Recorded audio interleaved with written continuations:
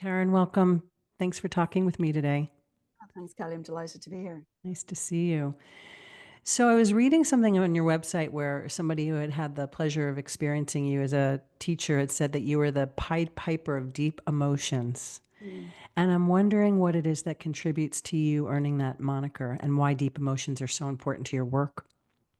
Well, obviously, I always say, we always feel like we're having something nipping at our heels when we have feelings that we haven't quite looked at. They sort of end up unconsciously driving us.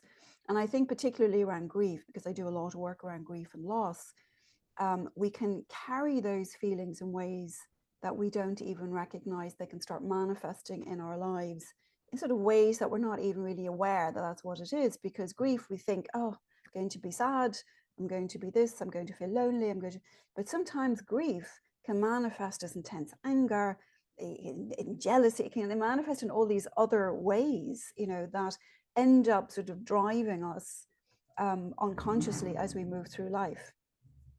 And so when I started doing, we've talked about before, that I've been a Zen practitioner for nearly 30 years, I do quite a lot of healing, um, that I really find that when we start to write, um, it's a great tool and it's a great way to sort of get us out of sort of looping and ruminating and being reactive and triggering, to start to actually recognize those elements and to start to recognize where within us is there a place that needs healing.